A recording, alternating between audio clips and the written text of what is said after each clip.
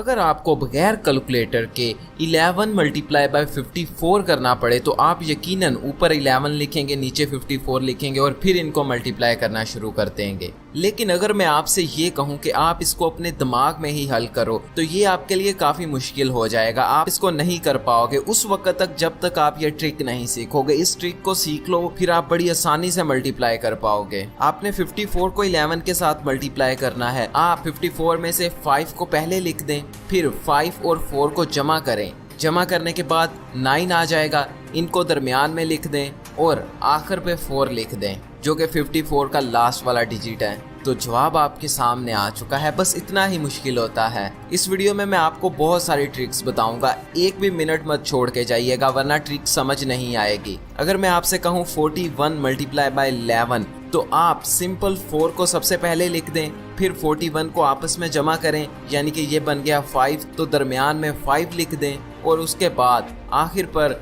41 का आखिरी डिजिट यानी कि 1 उसको लिख दें। ये लें, आपका जवाब आ गया। इस तरीके में एक ये खामी है कि आप 11 के साथ मल्टीप्लाई करते वक्त इसको इस्तेमाल कर सकते हैं, लेकिन आगे आने वाली ट्रिक्स में मैं आपको बताऊंगा कि अपने दिमाग में ही किस तरह मल्टीप्लिकेशन करें और दूसरी बहुत सारी ट्रिक्स बताने वाला हूं। अगर आपने 23 को 11 के साथ मल्टीप्लाई करना है तो सबसे पहले 2 आ जाएगा, 23 आपस में जमा होंगे, 5 आ जाएगा, फिर 23 का आखिरी डिजिट 3, तो ये लीजिए जवाब आ गया। अगली एग्जाम्पल थोड़ी सी मुश्किल है। 82 मल्टीप्लाई बाय 11, सबसे पहले 8 लिख दें और जब हम इनको आपस में जमा करते हैं तो हमारे पास 10 आ गया। क्या अब हम यहाँ पर 10 लिख देंगे? नहीं, हम सिर्फ 0 लिखेंगे और जो 1 बच गया है उसको 7 वाले हिस्से में जमा कर देंगे और आखिरी डिजिट को उसी तरह नीचे ले आएंगे। 47 मल्टीप्लाई बाय 11, 4 उसी तरह लिख दिया, इनको आपस में जमा किया, 11 आ गया। यहाँ पर दरमियान में हम सिर्फ आखिरी वाला हिस्सा लिखेंगे,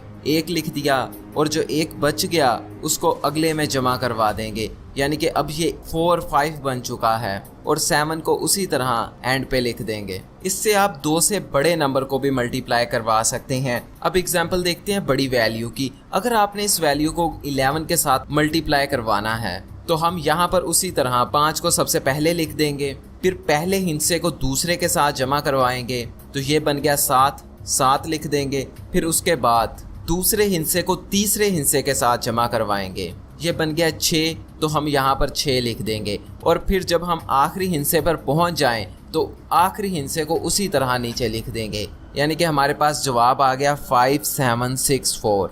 अब लास्ट एग्जाम्पल हम किसी बहुत बड़ी वैल्यू को जमा करवा के देखते हैं। हमारे पास वैल्यू है 354271।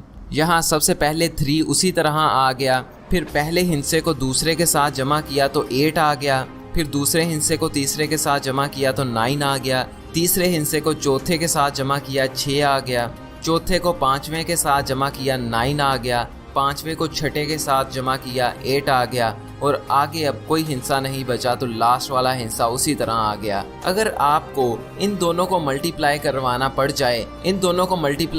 पड़ जाए तो आप ज़रूर ये वाला मेथड फॉलो करेंगे। अगर आपने यही काम करना हो तो मैं आपको इसकी एक आसान ट्रिक बताने वाला हूँ। सबसे पहले आप पहली वैल्यू के पहले डिजिट को दूसरी वैल्यू के पहले डिजिट के साथ मल्टीप्लाई करें। 2 मल्टीप्लाई बाय 1 2 आ गया, तो ये लिख दें। उसके बाद आप दूसरे डिजिट को दूसरे डिजिट के साथ मल्टीप्लाई करें। 3 मल्टीप्लाई बाय 2 6 आ गया। अब आप दरमियान में एक हिस्से की जगह छोड़ दें। अब हमने पहला और आखिरी डिजिट मालूम कर लिया है, अब हमने इसके दरमियान वाला डिजिट मालूम करना है। इसके लिए आप पहली वैल्यू के पहले डिजिट को दूसरी वैल्यू के आखिरी डिजिट के साथ मल्टीप्लाई करें। 2 multiply by 2 is equal to 4। अब हमको इसको इसके साथ मल्टीप्लाई करना है, यानी कि 3 मल्टीप्लाई बाय 1, ये 3 आ गया। 4 और 3 को जमा करके दरमियान में लिख देंगे, तो ये हमारा जवाब आ गया। आप इस ट्रिक की 4-5 दफ़ा जब प्रैक्टिस करेंगे तो उसके बाद आप इस काबिल हो जाएंगे कि आप अपने दिमाग में ही सारी कैलकुलेशन कर लिया करेंगे। 31 मल्टीप्लाई बाय 22, पहले डिजिट को पहले के साथ मल्टीप्लाई किया, जवाब आ गया 6 लिख दें, दरमियान में एक डिजिट की जगह छोड़ दें और फिर दूसरे डिजिट को दूसरे के साथ मल्टीप्लाई करें। 1 मल्टीप्लाई बाय 2 लिख दें। अब दरमियान वाले डिजिट के लिए आप इसको इसके साथ मल्टीप्लाई करवाएं और फिर इसको इसके साथ मल्टीप्लाई करवाएं।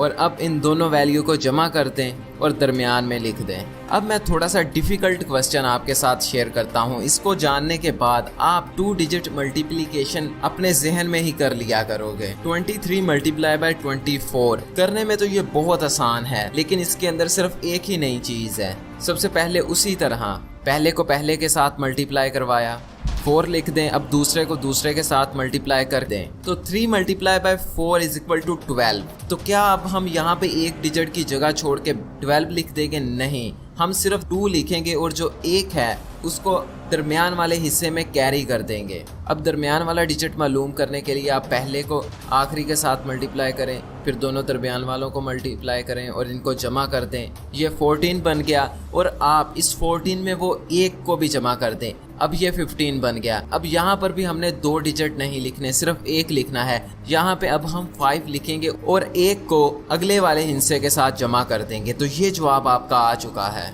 इस मेथड पर आप प्रैक्टिस करेंगे तो एकदम सीख जाएंगे। लेकिन जो अगला मेथड है, इससे एक 8 साल का बच्चा भी बड़ी आसानी के साथ बड़े से बड़े हिस्से की मल्टीप्लिकेशन कर सकेगा, और वो भी बहुत आसानी के साथ। हमारे पास एक सवाल है 31 मल्टीप्लाई बाय 12। सबसे पहले आपने 3 के लिए 3 लाइंस लगा देनी है और उसके बाद 1 के लिए 1 लाइन लगा देनी है, और फिर 12 की दूसरी जानिब आपने 1 के लिए 1 लाइन लगा देनी है और 2 के लिए 2 लाइनें लगा देनी है। अब हमने देखना है कि हमारी लाइनें कहाँ कहाँ पर इंटरसेक्ट कर रही हैं, एक दूसरे को कहाँ कहाँ पर काट रही हैं। सबसे पहले ये लाइन 2 जगह पे मिल रही है तो हमने 2 लिख देना है। उसके बाद हमने दरमियान वाली लाइनों को काउंट करना है, ऊपर वाली भी और नीचे वाली भी। तो टोटल 7 बन गया, हम यहाँ पर 7 लिख देंगे। और फिर इसी तरह इनको काउंट कर लेना है। ये 3 जगह पे टकरा रही हैं, तो ये लीजिए, ये आ गया आंसर। ये बस इतना ही आसान है। जब आप इसको प्रैक्टिस करेंगे तो आप कुछ ही लाइनें खींचेंगे और बड़ी बड़ी मल्टीप्लिकेशंस कर देंगे।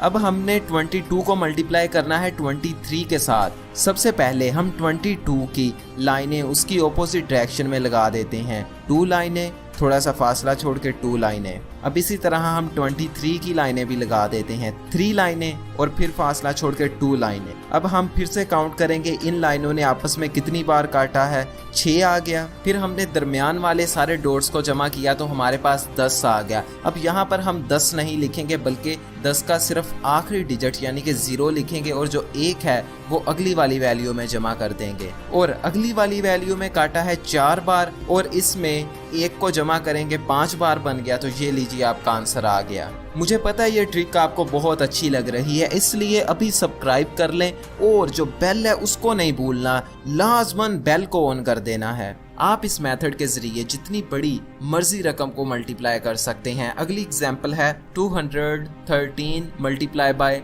422।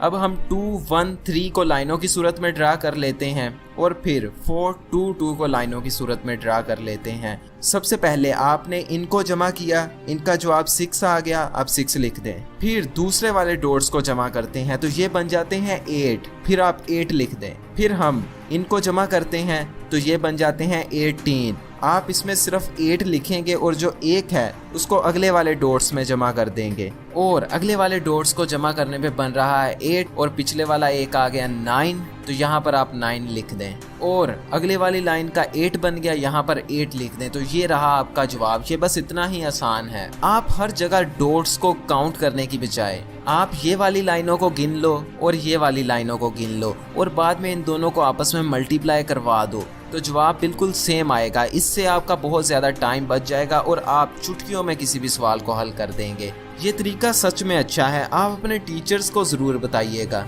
और अपने दोस्तों के साथ ज़रूर शेयर कीजिएगा। अब मैं आपको बताने वाला हूँ कि हम 2 डिजिट स्क्वायर किस तरह मालूम करें। अगर आपने 35 का स्क्वायर मालूम करना है, यानी कि 35 मल्टीप्लाई बाय 35 कितने होते हैं, तो सबसे पहले आप 3 का स्क्वायर मालूम करें, यानी कि 3 multiply by 3 is equal to 9। और फिर आप 5 का स्क्वायर मालूम करें, यानी कि 5 multiply by 5 is equal to 25। तो आप 9 के साथ 25 लिख दें। इसके बाद एक छोटा सा स्टेप रह गया है, आप 3 और 5 को आपस में मल्टीप्लाई करें और फिर इनको 2 के साथ मल्टीप्लाई कर दें। 3 मल्टीप्लाई बाय 5, 15 मल्टीप्लाई बाय 2, 30। तो आप इस तरफ से एक डिजिट की जगह छोड़कर यहाँ पर 30 को लिख दें और इनको आपस में जमा कर दें। तो ये लीजिए आपका जवाब आ चुका है। अब हम देखते हैं 53 का स्क्वायर। 5 का स्क्वायर 25 आ गया, 3 का स्क्वायर 9 आ गया। हम यहाँ पर 3 का स्क्वायर 9 आ गया, हम यहाँ पर 9 नहीं लिखेंगे बल्कि 09 लिखेंगे।